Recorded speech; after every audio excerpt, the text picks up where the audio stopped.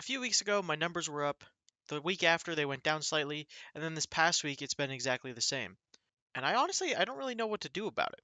Plateauing is something that's pretty much inevitable in content creation.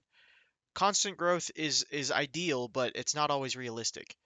When you hit this flat line, you kind of need to figure out what you need to do to get yourself back up into new viewers. That's what I'm trying to figure out right now.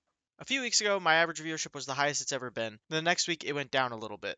This past week of streaming has stayed the same number of viewers as the week before. Now, as a small streamer, I know those numbers aren't very big, and I know that one viewer can change the entire course of that week, but the fact that I'm staying the same and not really pulling in anyone new is telling me a lot.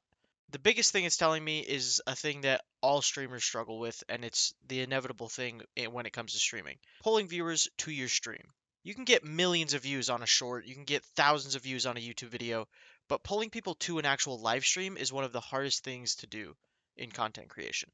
This next week, I'm going to be trying a few different things to try to boost my numbers a little bit. As for my analytics for the past week, I streamed for about 23 hours to the same number of viewers as last week at 4.8 average viewers. I gained a new follower, but I also lost a follower in the meantime, so my followers on Twitch stayed the same at 74, and my YouTube stayed the same as well at 24. I do also want to start showing my followers for Instagram and TikTok as well. My followers right now on Instagram are 33, and my TikTok followers is 40. So hopefully I get a good pop-off video that's going to boost both of those numbers, and ideally, hopefully, we get some viewers to come over to YouTube and maybe even the Twitch streams. I didn't post any shorts last week. I kind of got a little sidetracked on Wednesday when I was supposed to be editing videos, and I only worked on the Elden Ring big long form video. I do have a few shorts to pull out of that, and that's what I'm going to be doing today after this video is done. Trying to get some different content and post a few different shorts this week. I've hit a weird spot with this series and with streaming in general. Um, I work at a university and our school year is just about to start back up. So my daily streams and my a lot of time being put into streaming is and content creation is going to be kind of chopped down a bit. This is where I find myself in a weird spot. So because I already have my Tuesdays and Thursdays set aside for Counter-Strike, I will still be streaming those days, but my Marbles Monday and my fun with friends on Friday, those streams maybe will take a toll. I'm just kind of thinking out loud right now, but my thought is for Mondays, for Marble Monday, I don't really want to get rid of it. It's a really fun event that I put on every week. It's something that people can look forward to. Um, but with it not being able to be in the evenings anymore, or at least most of the evenings, I'm trying to debate if I do a morning stream. What I could do for Marbles Monday and whatever other days I want to stream is I could do a morning stream instead, streaming from like 10 PST to like 2 or something like that, or around there. Those are just rough numbers. Every day is different. So, but that's an option, and I think that's probably what I'm leaning towards because I do want to continue to stream. I do want to be able to push out content and still have streams on a consistent basis. It's just they're not going to be the same schedule, and that has kind of hurt me a bit because I've been really enjoying this past 2 months of me streaming. Um, it's been the most consistent I've ever been, and this is a big punch in the throat for this. I do want to keep doing these streams. I want to keep doing these videos as well, just kind of keeping you up to date.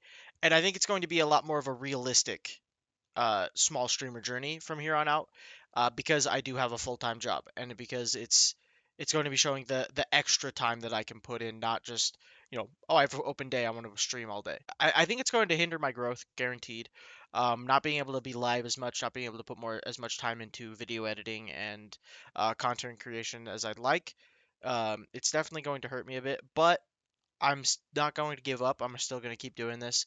Um, so once I figure out my new stream schedule, I will be posting it up on my Twitch in the panel that says schedule. It has the current information of I stream, these days from this time to this time. Um, and so I'm going to be updating that as soon as I figure out exactly what I'm going to do. My highlight for this week I do want to talk about was for my Friday stream. I did a thing on Friday that was I had the day off of work, so I tried to put a lot of time into streaming. I streamed for about 6 hours. I had a little bit of a later start to stream than I wanted, but what I did was I wanted to stream until I beat Getting Over It.